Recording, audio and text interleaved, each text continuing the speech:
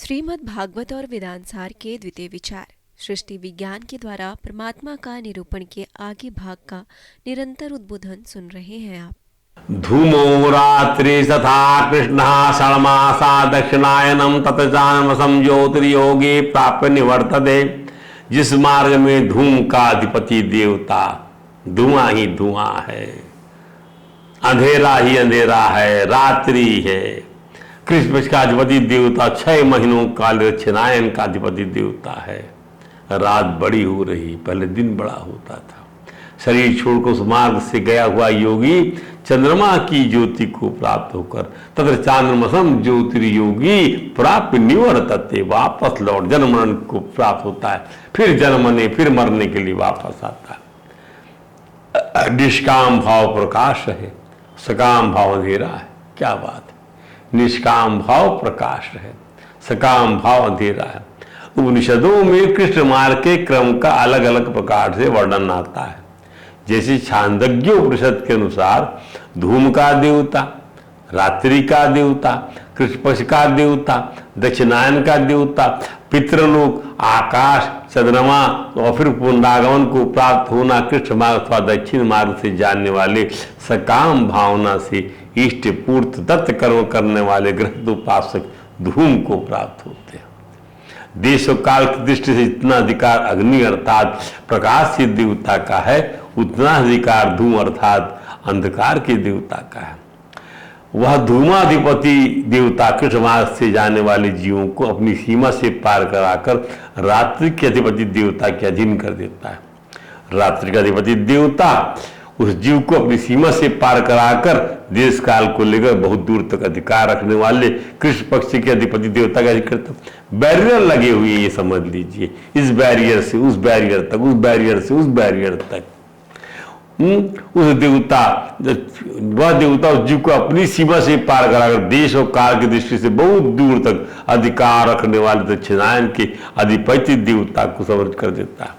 वह देवता उस जीव को चंद्रलोक के अधिपति देवता को सौंप देता है। इस प्रकार कृष्ण मार्ग से जानने वाला वह जीव धूम, रात्रि, कृष्ण पक्ष और दक्षिणायन के देश को पार करता हुआ चंद्रमा की ज्योति को अर्थात जहां अमृत का पान होता है ऐसे स्वर्ग आदि दिव्य लोकों को प्राप्त होता है और फिर अपने पुण्यों के अनुसार न्यूनाधिक समय तक वहां रहकर अर्थात भोग भोग कर पीछे लौट आता है। कृष्ण मार्ग से जाने वाली ये जीवात्माएं संवत्सर को नहीं प्राप्त होती, जैसा कि शुक्ल मार्ग से जाने वाली जीवात्माएं संवत्सर को प्राप्त होकर सत्यलोक से किसी अमानव के द्वारा ब्रह्मलोक में पहुंचाई जाती है।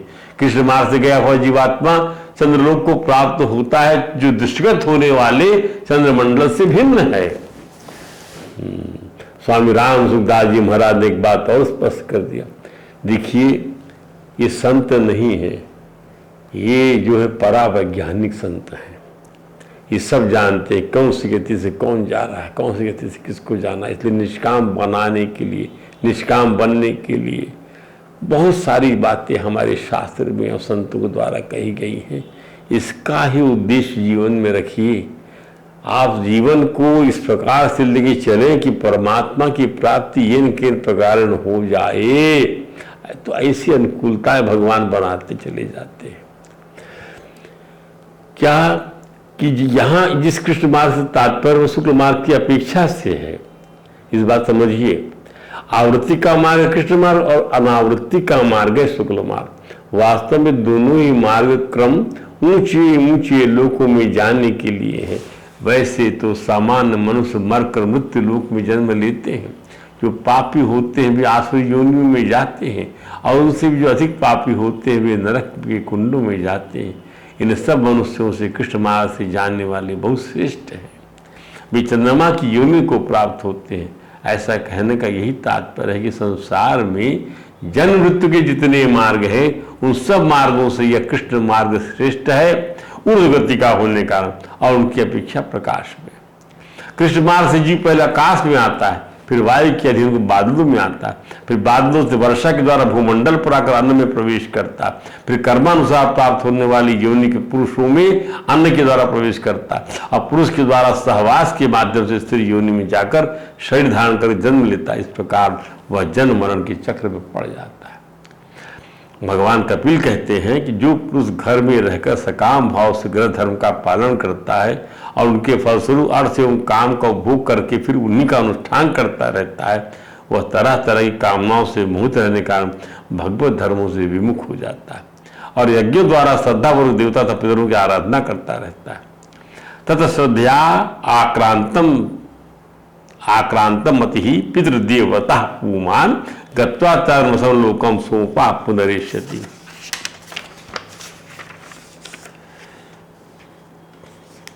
तो यदा चाहिंद्र संयाम चेते गंतासनो हरि तदा लोकालयम यान्ति तैते गृहमेधि नाम। यदा चाहिंद्र संयाम, देवता और पितरों पर श्रद्धा रखने वाले जीव देवता पितरों की उपासना करते हैं और चंद्रलोक में गई इन जीवों की जीवात्माएं सोम पान कर फिर पुण्य क्षूण होने पर इसी लोक में लौट आते हैं। यदा चाहिंद्र संयाम, ध्यान दीजिए, सीते अनंतासनो हरि ही तदा लोकालय यान्ति तैते गृहमेधि नाम। जिस प्रकार प्रलय काल में भगवान शेषशाही भगवान शेषशय्या शयन करते हैं, अहीन्द्र सय्याम, ये शेषशय्या में शेते अनंतासनो हरि, जैसे भगवान से उसी प्रकार से गृहस्थाश्रमियों या ग्रह मेधियों को प्राप्त होने वाले सब लोग भी लीन हो जाते हैं। तदा लोकालयम यान्ति तैते गृहमेधि नाम। तो जो लोग पितरों पर श्रद्धा और रखने वाले जीव देवता पितरों की उपासना करते हैं, वे चंद्रलोक में गई इन जीवों की जीवात्माएं सोम पान कर फिर पुण्य क्षीण होने पर इसी लोक में लौट आते हैं। क्षीणे पुण्य लोके मर्त्यलोकम, क्षीणे पुण्य मर्त्यलोक, क्षीणे पुण्य सर्वलोकम विशाला, क्षीणे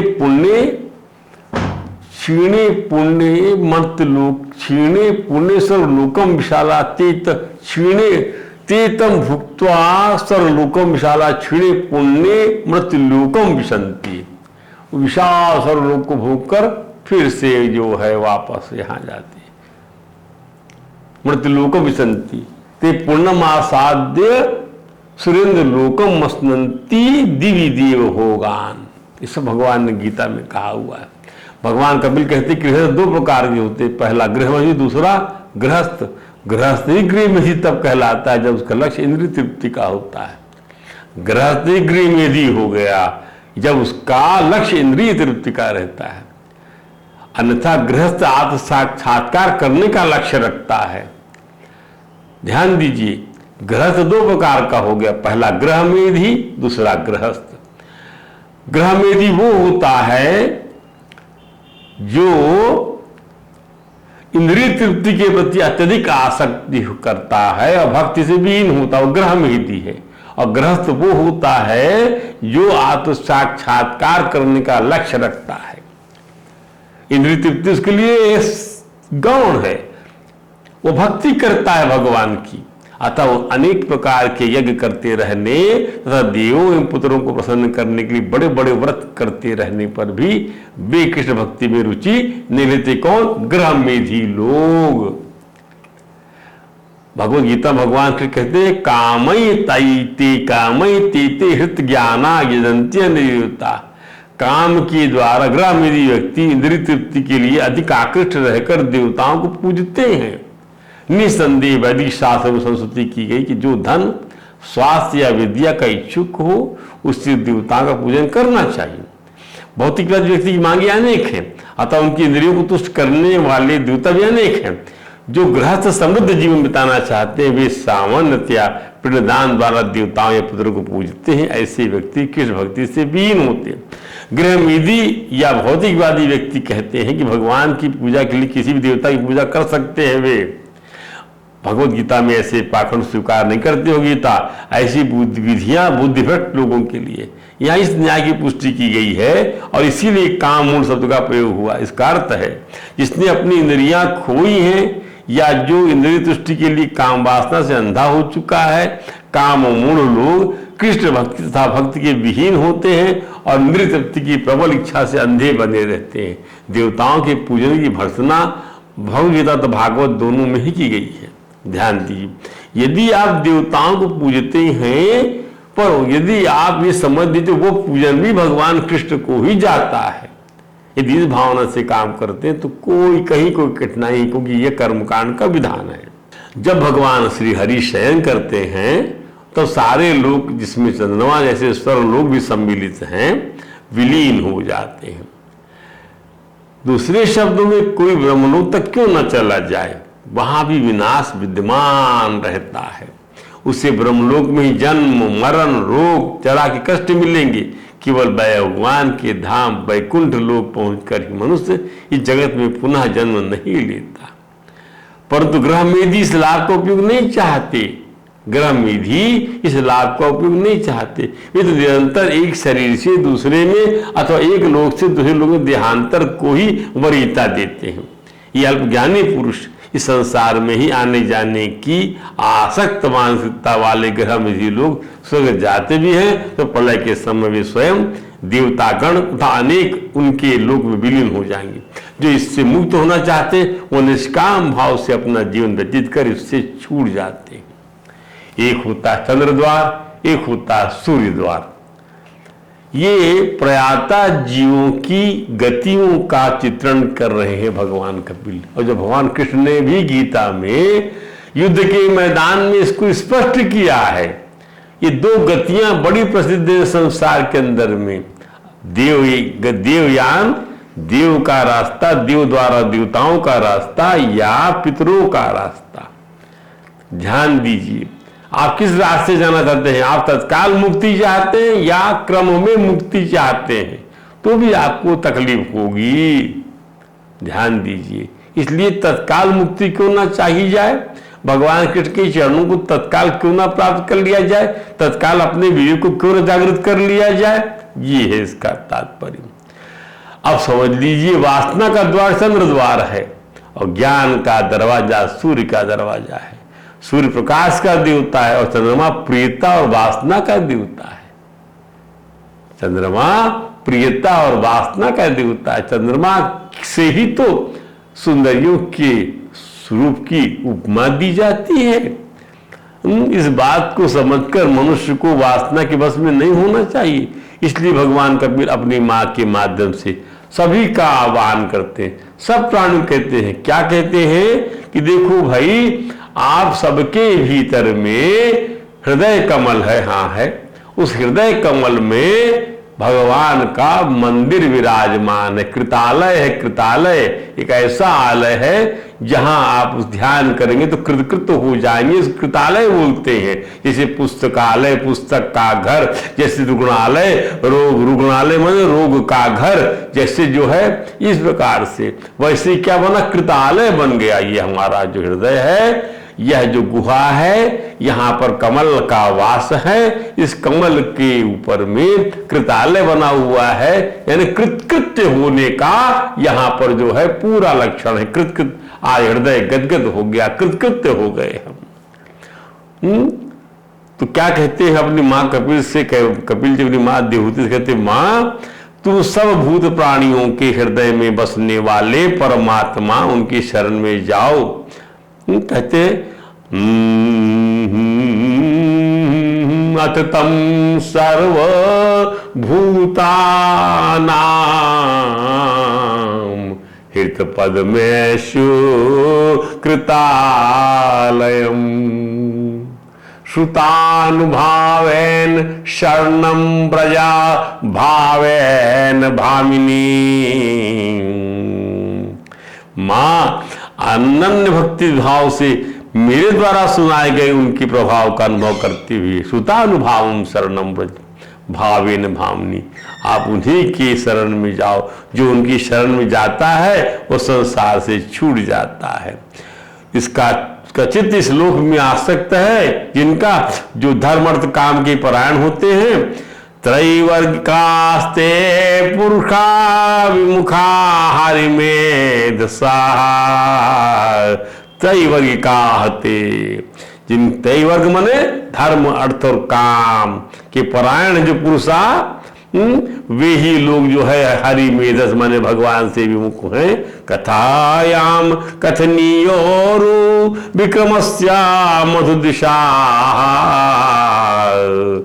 वे जो है वे उन भवहारी मधुसूदन भगवान कथा वार्ताओं से विमुख ही रहते हैं।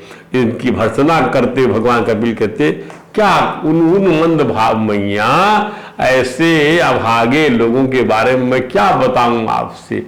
उनकी बुद्धि को दैव ने मार दिया है कि भगवान की कथा में भगवान गुणानुवाद में उनकी कुछ श्रद्धा ही नहीं है। नूनम दैवेन विहिता ये अच्युत कथा सुधाम, भगवान श्री कृष्ण की अमृतमय कथा को छोड़कर हित्वा शुण्वन्ति असद गाथा पुरीशम इव विडभुजा, जैसे विष्ठा खाने वाले को पुरीश अच्छा लगता है वैसे संसार की चर्चा इनको अच्छी लगती है, पर भगवान कथा का अमृत इनको अच्छा लगता नहीं है। क्यों कि नूनम दैवे निभिताई, उन निश्चित रूप से क्या उनका भाग्य जो है बड़ा मंदा बना हुआ है। अब कपिल जी कहते हैं मां गर्भाधान से लेकर अंत्येष्टि तक सब संस्कारों को विधिवत करने वाले उग्र सकाम कर्मी लोग सूर्य से दक्षिण ओर के पितृयान या धूम मार्ग से होते हुए पितृश्वर अरेमा के लोक में जाते हैं। सकाम वाले जो लोग हैं और अपनी संतति के वंश से उत्पन्न होते हैं, और जब पितृलोक के भोग लेने पर जब उनके पुण्य क्षीण हो जाते हैं तब देवता लोग उन्हें वहां के ऐश्वर्य से च्युत कर देते हैं। भाई तुम्हारा पुण्य खत्म हो गया, यहां से आप जाओ। फिर विवश होकर उन्हें नीचे गिरना पड़ता है। इसलिए संसार की बहुत सारी दुर्गतियों का जवाब कोई दे नहीं सकता जब तक कि आप उसके अंदर शास्त्र का चिंतन न करें, परमात्मा की सापेक्ष ना बनेगा आपका विवेक, तब तक आप किसी भी चीज का जवाब नहीं दे सकते। आपको लगा कि बड़ा आश्चर्य है, ये कैसे है, ये क्या है, कौन है, ये सब बातों का उत्तर आपको वेदांत से मिलता है। और वेदांत अफसोस कि ये हमारा भाग्य जो है अब वेदांत सिर्फ जीव को पाने का साधन बन गया है, इसके अंदर कोई प्रवेश करना ही नहीं चाहता। इसलिए कहते भगवान कपिल क्या सारगर्भित बात बोलते। मां अब ध्यान से सुनो। तस्मात् त्वं सर्वभावेन भजस्व परमेष्टिनम, कोई भी भाव न छूटे मां, खाने से लेकर पीने तक, सोने से लेकर जागने तक कोई भी भाव न छूटे। भगवान यद जस्नासी यज्ञ होसी यद करोसी तपस्वी तत्कुरुष मद अर्पणम, उनके साथ जुड़ जाओ माँ, सब भाव से उनको जो है आप उनका भजन करो। भजस्व करना चाहिए परमेष्टि का, क्यों उनके चरण ही भजन करने योग्य हैं। तदुपाश्रया भक्त्या भजनीय पदाम्बुज, इनके चरण कमल सदा भजन योग्य हैं। भजनीय है जिनके पदाम्बुज, उस भगवान का तो उन्हीं के गुणों का आश्रय लेने वाली भक्ति, उन्हीं के गुणों का आश्रय लेने वाली भक्ति, भक्ति कुछ मनमानी नहीं, उन्हीं के गुणों का आश्रय लेती जो भक्ति, उस भक्ति के द्वारा सब प्रकार से मन और वाणी और शरीर से भजन करो मां। तस्मात् त्वं सर्वभावेन मनसा वाचा कर्मणा बुद्धया वानुसृत स्वभावयात् करोति यत् सकलम परस्मै नारायणाय समर्पयेत्। ध्यान दीजिए, भगवान वासुदेव प्रति किया हुआ ये भक्ति योग संसार से वैराग ब्रह्म साक्षात्कार रूप ज्ञान की प्राप्ति करा देता है। वासुदेव भगवती भगवान प्रति आपने भक्ति किया, भक्ति योग से किया, क्या करा देगा ये जनयति आसु वैराग्यम, तत्काल ये जन्म दे देगा किसको, वैराग को। किस वैराग को कि भगवान से पूर्ण रूपेण राग हो जाएगा आपको। तो जब उनसे राग हो जाएगा तो आप समझ लीजिए फलितार्थ में उनके बिना आपको कुछ अच्छा लगेगा नहीं। और जो है ज्ञानम यद ब्रह्म दर्शनम, और ज्ञान का भी ब्रह्म का साक्षात्कार रूप ज्ञान। ज्ञान कैसा, ब्रह्म का साक्षात्कार रूप ज्ञान कि प्रभु हम और आप दोनों तो एक ही हैं। पर यह है कि मैं सृष्टि बना नहीं सकता प्रभु, आप सृष्टि बनाते हैं। मैं सृष्टि नष्ट नहीं कर सकता प्रभु, आप सृष्टि नष्ट करते हैं, पालन करते हुए पालन नहीं कर सकता प्रभु, पर मैं बना तो उसी पदार्थ, मैं बना तो दिव्य ही हूं ना, क्योंकि आपका अंश जो हूं मैं। क्या पानी नदी का की एक बूंद क्या नदी से पृथक हो सकती है उसके गुण धर्म से प्रभु? ये बात, पर नदी की दिव्यता तो मुझ में नहीं आएगी, वो प्रवाहता तो मुझ में नहीं आएगी, वो गुणवत्ता तो मुझ में नहीं आई, पर वो नन्ही सी बूंद तो मैं नदी की ही कहलाऊंगा।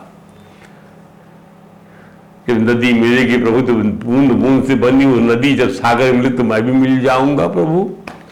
तो भगवान कपिल ने अपने सांख्य योग के उपदेश का उपसंहार करते हुए हमने भगवान कपिल के सांख्य योग को थोड़ा विस्तार से समझाया ताकि आप भगवान को हर जगह समझने की चेष्टा कर सके, अपने चिंतन में कोई कोना खाली न रखे।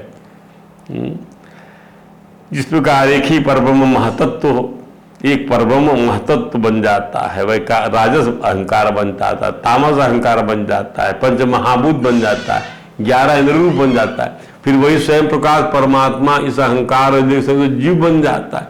इसी प्रकार जीव का शरीर रूप यह ब्रह्मांड उसका ब्रह्म ही है, क्योंकि ब्रह्म से ही इसकी उत्पत्ति होती है। भगवान कपिल अंत में कहते हैं एतद् वै श्रद्धया भक्त्या योगाभ्यासेन नित्यशाहं समाहितात्मा निसंगो विरक्तया परिपश्यति एतद् वै श्रद्धया भक्त्या। जो श्रद्धा भक्ति और वैराग्य, श्रद्धा भक्ति और योग अभ्यास से निरंतर योगाभ्यास के द्वारा एकाग्र चित्त और असंग बुद्धि या अनासक्त चित्त हो गया है, किंतु इसे ब्रह्म रूप वही देख सकता है।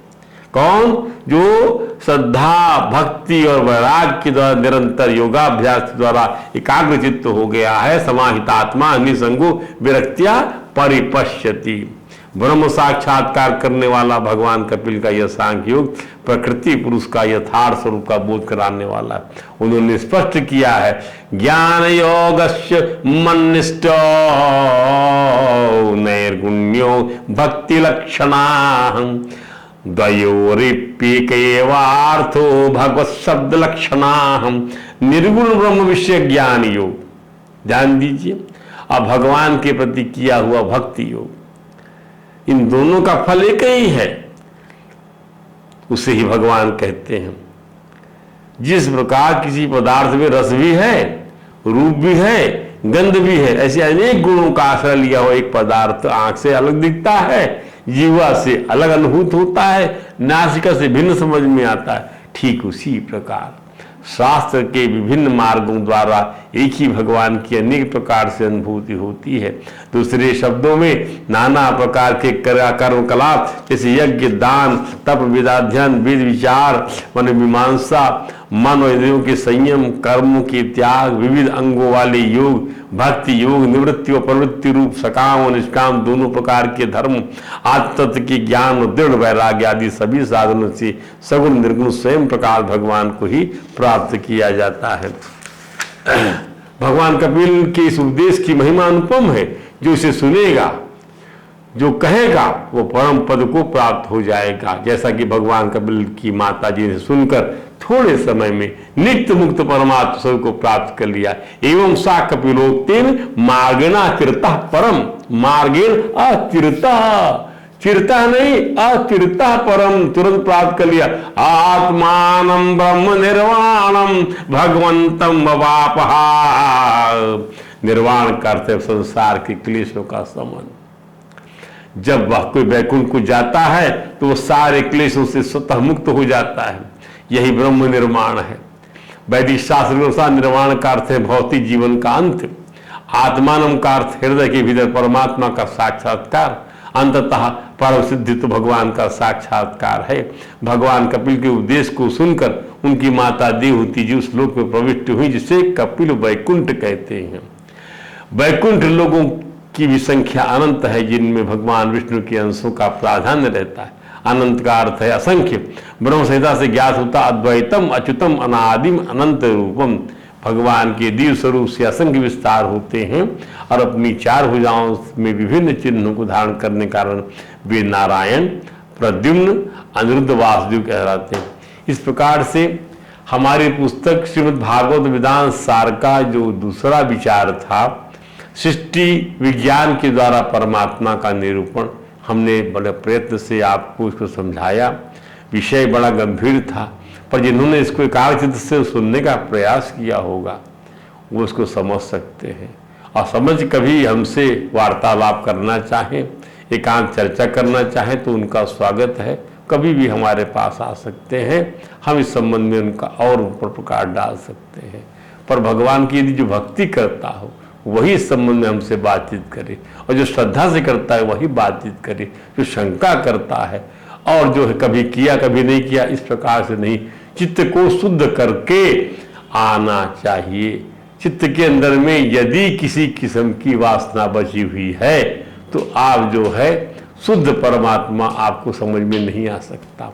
इसलिए उस शुद्ध परमात्मा का संग करने के लिए, अपने अंतःकरण को स्वच्छ करने के लिए जितने साधन हैं, भक्ति के, योग के, ज्ञान के, शास्त्रों के, बार बार उसका अभ्यास करिए, बार बार अभ्यास करिए। परमात्मा से ही बात करिए, प्रभु कैसे हमें समझाइए, वो जगत गुरु है भगवान, सब समझाएंगे आपको। ध्यान दीजिए। आज यही विराम देते हैं।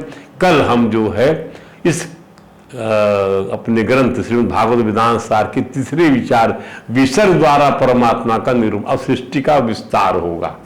अब कथाएं इसके अंदर में और आएंगी। अब भक्त प्रहलाद की भक्त ध्रुव कथा आएगी, राजा उत्तानपाद की आपने ये पुत्री देवहूति की कथा सुनी, जो कपिल से, जो कपिल जिनके पुत्र हुए उनकी कथा सुनी आपने।